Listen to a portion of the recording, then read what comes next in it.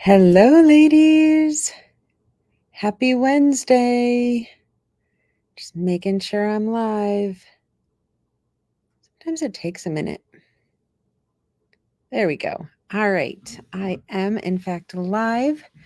Just going to give you guys just a minute or two to hop on here. I know Wednesday nights, I know any night at 7 o'clock, at least Eastern Standard Time, 7 o'clock is a challenge for some of you. Time for dinner, time for getting home from work, time for running around errands, whatever the case might be. I'm just going to give you a minute or two to hop on. So welcome as you're joining me live. So happy to be able to talk about meal planning. Such a hot topic. Lots of you are very interested in learning how to meal plan. And what's interesting is I had a lot of questions about how do I meal plan when I don't like to cook. So we are definitely going to get into that because you do not have to be a cook in order to meal plan. I'm going to just put it out there right away. So welcome as you're joining. For those of you that are new to my world, I am in fact Jennifer Gilliland of Jennifer Gilliland Nutrition. So happy to see all of you here and can't wait to dig into meal planning this evening. So I am, again, super excited to talk about this topic. I think it's a kind of an obstacle for a lot of you to have to think about meal planning because, again, you might not like to cook. Maybe you're just over it. Maybe it's been like, I've been cooking for so many years and I don't want to do it anymore. We're going to talk about all of that as we get into this. So welcome as you're joining in. As always, I love to see who is here with me. So hashtag live if you're joining me live, hashtag replay if you're catching me on the replay or recording. And let's just for fun throw in where you're from because I do love to see where everybody is tuning in from. So I know that you are here for a reason, right? You are here to learn about meal planning and menopause. And maybe there's different parts of life that you're coming from, different situations, different circumstances. So I would assume, but maybe not, most of you are over 40. Um, probably have been sort of struggling with, what to put on the table, what to eat, how do we balance out these meals, all that kind of stuff. Maybe struggling with some weight gain, maybe struggling with some belly fat, maybe having some kind of I don't want to be in the kitchen anymore moments because we've spent lots of years there. Feeling tired, just like over it, exhausted, all that kind of stuff.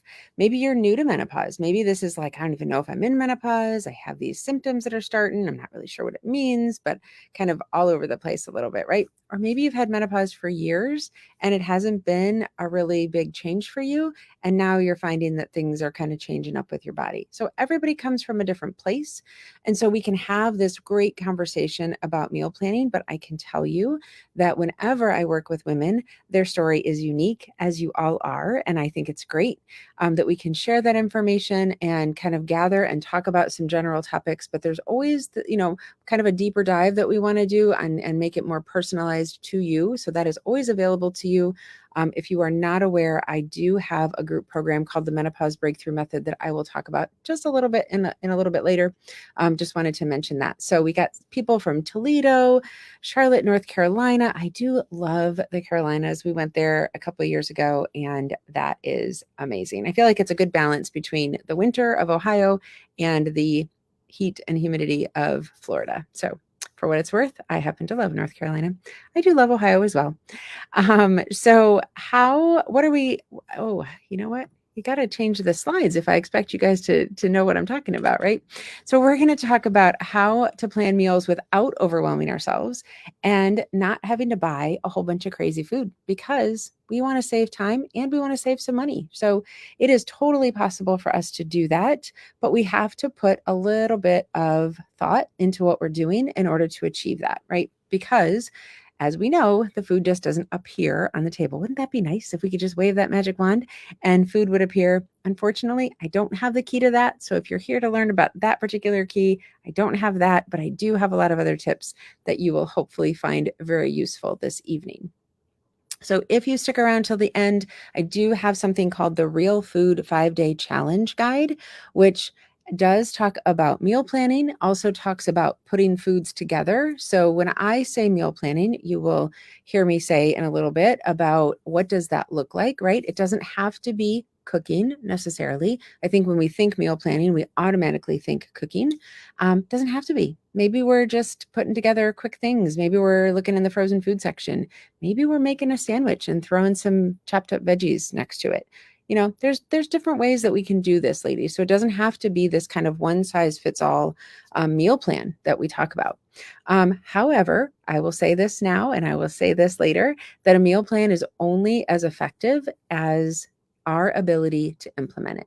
So you've heard me talk before. If you've watched any of my stuff before, been in my world, you've heard me talk about the difference between information and implementation. So you can Google a lot of things and you can get the information. It's the implementation where the real magic happens, where the real change happens. So we have to make sure that we are paying attention to that. So, I wanted to talk just real briefly about who I am and why I feel I can sit here and talk to you about meal planning in menopause for any length of time.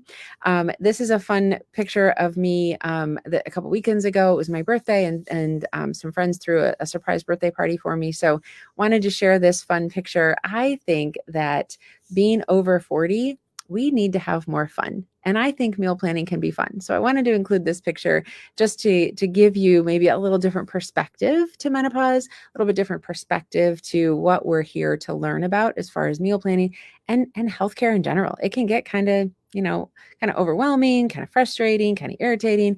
We need to have a little bit more fun, be a little bit more light about it. And I really think we will see much better results when we can sit back and kind of breathe a little bit. So I have been and continue to be where you are. I am in perimenopause myself. I am now officially 53, and I have had the up and down mood swings, the fatigue, the food cravings, all of those things that you are struggling with. I definitely am there right along with you, and that is the great thing about where I'm at, right? Because I get it. I totally get it. When I say I get it, I mean it. I get it from a personal perspective. And also being a dietitian for quite a few years, over 30 years, I do have a good understanding of, the science behind why I make some of the recommendations that I make. So one of the things that I hear often is that people really kind of know what to eat sometimes, don't know what to eat other times.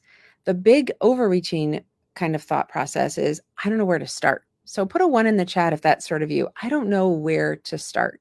There's all this information out there, lots of diets available.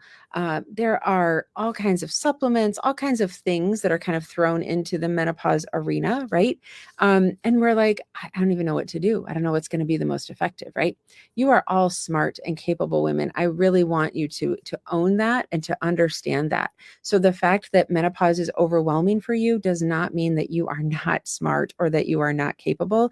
It simply means that it's a lot. And I don't know about you, but in my family, I did not grow up talking about menopause and what it all meant. And so, I had to sort of learn as I went and what is all of this about and what's going on, right? As I've heard a lot of you mention.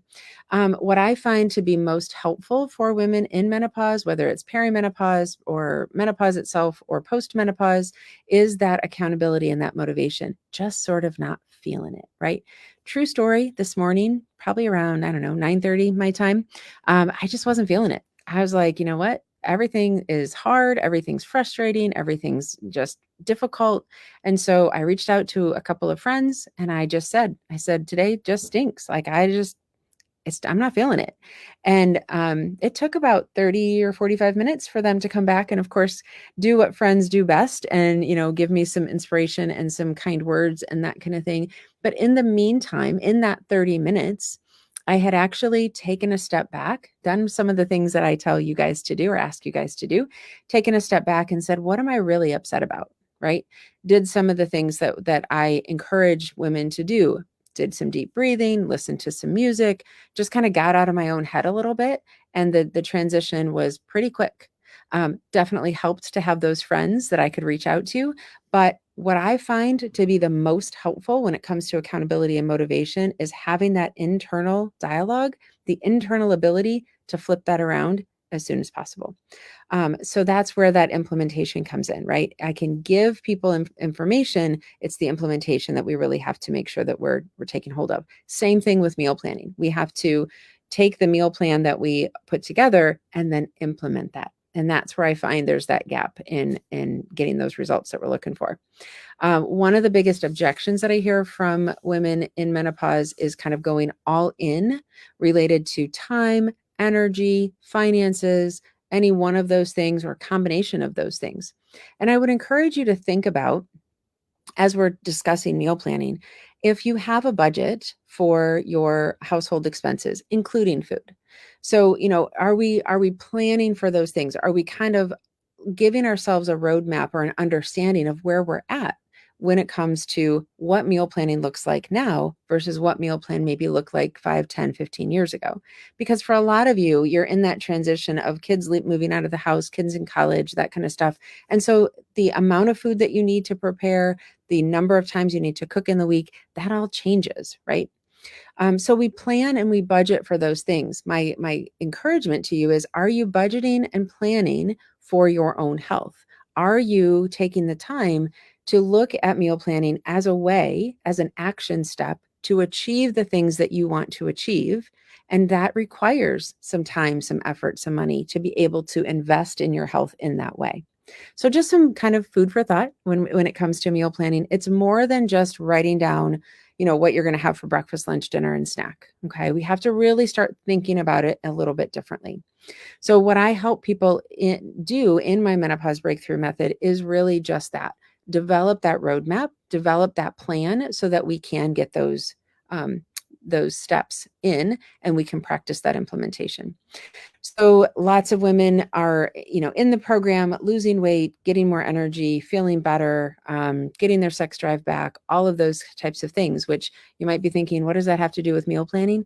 Everything, because it's about a plan, right? We have a plan, as opposed to just that old saying of throwing spaghetti at the wall. We're not throwing spaghetti at the wall. We're maybe eating some spaghetti, but we're figuring that out and how that works into our day to day. So I hope that makes sense. So what are the things that I hear from people? I have to cook all the time. I have to be in the kitchen for a really long time. I have to, plan out for weeks ahead of time. Really, meal planning can be very simple and it can be done very quickly. And we're definitely going to talk about that. I did have a question in one of the chats today about, I don't want to cook. I plan it and then I don't want to cook it. And then what do I do? And so my answer to that particular situation is, look at what kinds of meals you're planning for. So if I tend to plan meals, do my meal planning on Fridays, I go to the grocery store on Friday, and then I cook on Sundays. That's just my kind of desired way of doing it. Put a 2 in the chat if you are a meal planner. If right now you have something that you do that you consider to be meal planning. So if you are not somebody who likes to cook and your meal plan involves cooking every day or even cooking once a week, if you're like, I don't want to cook anything, then let's start with that. Let's go ahead and plan meals that don't involve cooking. Maybe we're going to do the frozen meals. Maybe we're going to do sandwiches. Maybe we're going to do wraps. Maybe we're going to go to, I know to us local at Kroger, there's meals that are called, I think they're called Home Chef or Home, I think it's Home Chef. And they're in the produce section and they're already done meals for you. So it's a way of getting that kind of rhythm to your day where you have a meal and it's not stopping at fast food. It's not ordering pizza. It's not having a bowl of cereal for dinner. Because I am pretty sure that one of you has had cereal for dinner in the last couple of weeks, or a bag of chips, or ice cream, or whatever the case might be. It's not a balanced meal, right? So having something that's pre-done, and some of you are thinking, oh, there's a lot of sodium in there, there's a lot of salt, there's a lot of, additives and preservatives and all that kind of stuff. And that can be very true. But think about the difference between that meal that you're getting in the grocery store versus what you're getting at a restaurant. There's always going to be more calories and more salt in those types of foods because they're even more processed and more prepared. So something to think about, that we kind of think outside the box when it comes to meal planning. So not cooking as much means that you get to do other things that you want to do. So it's all about time, right? If you spend time in the kitchen and you love cooking, awesome. If you like cooking, awesome. Then let's do some meals that take a little bit less time. And there's all kinds of ways that we can do that. If you don't want to spend any time in the kitchen at all cooking, then let's make sure that we're meal planning based on that. And those hours that you're not spending in the kitchen, what can you do with that time that then also prioritizes your health? If you aren't spending time cooking, are you spending more time exercising? Are you spending more time just simply being quiet, being with yourself? Maybe meditation, maybe yoga, maybe stretching, something like that to help bring down all of that stress and chaos of the day. So there's ways that you can use that time to be very, very effective in also prioritizing your health. So the meal planning that you're doing helps kind of twofold in that way. So just an example of someone that I had as a client who would basically fall asleep in her car when she got home. Why was she doing that? Because her meals for the day were super high in kind of processed fast food, excuse me, or she wasn't eating at all. So she didn't have the energy to really get through the day. And then she would come home and she was exhausted. Now, she had a very stressful job, and it wasn't something where she, was just not not doing anything through the day. But by the time she like mentally and physically got home, she would fall asleep in her car. She didn't even have the energy to go inside the house. So what she started doing was really thinking about meal prepping, meal planning. So she was bringing um, snacks for her day. She was making sure she was packing lunch so she had meals that she could then have for that particular meal or the next day. And then she was preparing dinners. So it was something where she liked to cook. So she kind of thought about what she wanted to have happen, and she was able to plan the meals around that. And so then what happened to that? That meant that she was able to sleep better at night because she was eating better. She was able to get up in the morning and exercise like she had been wanting to because she was getting the proper amount of sleep. She was spending less money because she wasn't stopping at fast food and that kind of thing during the day.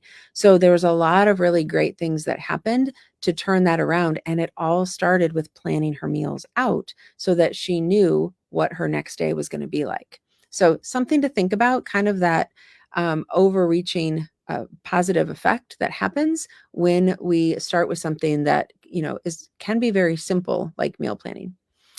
Um, so what do we need to do in order to help meal planning be to our advantage? We need to make sure that we're taking some time to actually plan. It's in the phrase, I know, but I think it's scary, right? Because if we plan, then what if I don't want to eat that when it comes to that particular food? Then don't eat it. That's okay. Um, we want to think about the reasons that we're doing something so that we get that motivation. I was having a conversation with a client today, and we were talking about external versus internal motivation. If the only thing you're hearing is you have to meal plan, you have to meal plan, you have to eat this, you have to eat that, but there's no internal drive to do that, ladies, you're going to do that for a day or two, and then you're not going to do it anymore. So don't take my word for it.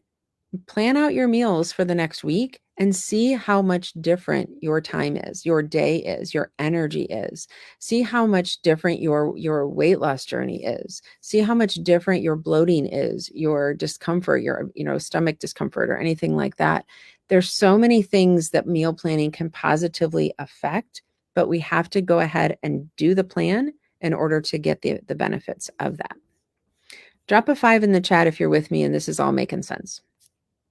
So what does the nutrition roadmap that I help people with in my menopause breakthrough method, what does that have to do with meal planning? And in a word, it's everything. So it's really, really helpful to get started on that plan because that's what's going to be your roadmap, your direction to kind of continuing to move forward. If we don't have a plan, how do we know where we're going? I'm fairly certain some of you have heard me say, if you put me in a car right now and I'm in Ohio and you wanted me to go to California and I had no plan, I had no GPS, I had no roadmap, I'd end up in Texas or Alaska, one of the two, but it would not be pretty, right? I would not end up in California. Directionally challenged, that's me. So we want to make sure that we have the steps in order to get to our destination, but we have to know what those steps are. We can't just say, I want to lose weight, and that's it. Right? We have to have a plan to achieve that.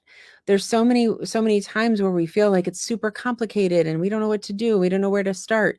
If you're one of those women that said, I don't know where to start with deciding what you're going to eat for all of your meals tomorrow. Just start there. start. That's the thing. The longer we stay stuck in, but I'm not good at meal planning. I'm not good at cooking. I don't like to go to the grocery store. I don't like to do this. We get stuck in that perfection. The longer we're going to stay stuck and we're not going to keep moving forward. So we have to start developing that plan, that roadmap to get us to move forward. So what happens when people are using the roadmap? Lots of things that happen. A lot of the women that I talk to when I'm first getting started working with women, they're like, I've tried everything. I don't know where to do. I don't know where to start. I don't know how to even lose weight. Is it even possible to lose weight in menopause? Is it possible to decrease this belly fat? And my answer is absolutely yes.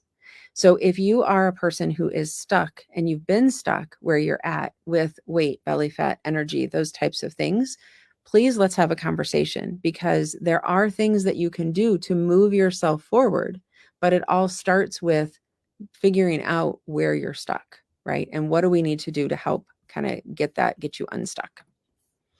So why is meal planning one of the steps for my nutrition roadmap? Because if you consider yourself to be a picky eater, and maybe you don't like, what you consider to be healthy foods, I would argue that there's a lot of other things that we can do to get out of our own way, right? So if you say that you're a picky eater, you say that you're an emotional eater, you say that you're a stress eater, then we're going to stay stuck in those labels, as opposed to really paying attention to how do I move forward?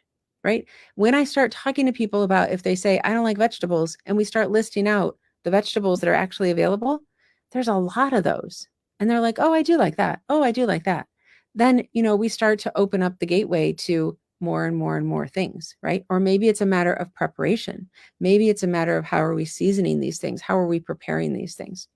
If you don't like diet foods, great. I don't like diet foods either. I don't use low fat, fat-free, sugar-free things. We figure out how to use real, actual whole foods.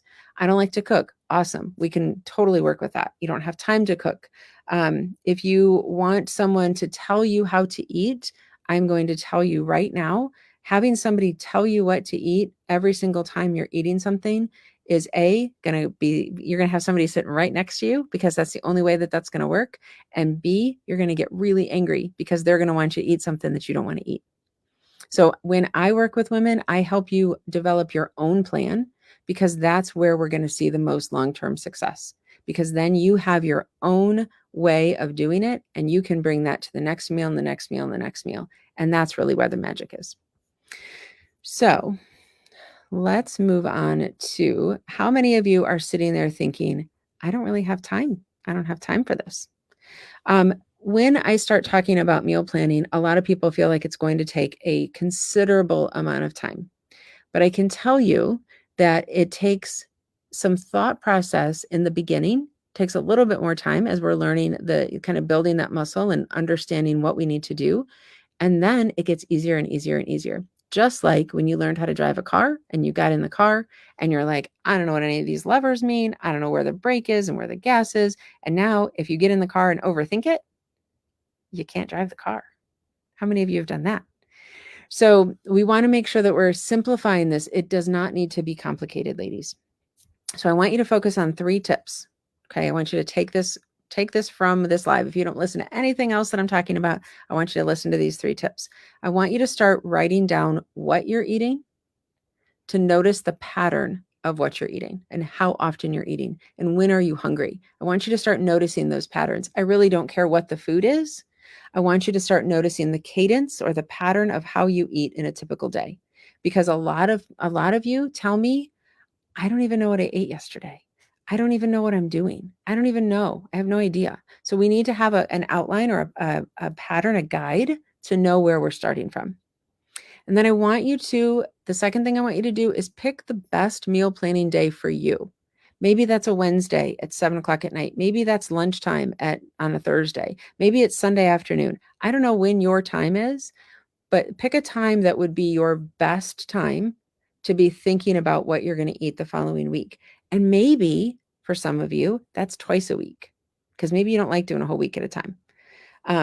Or maybe it's every other day. Whatever you feel it would be best, right? Let's not overachieve or overthink it. Just pick a day and let's start somewhere. And then I want you to be honest with yourself about how much you like to cook. So there's a lot of conversation in the chat today about not liking cooking. Again, no problem. We can totally work with that.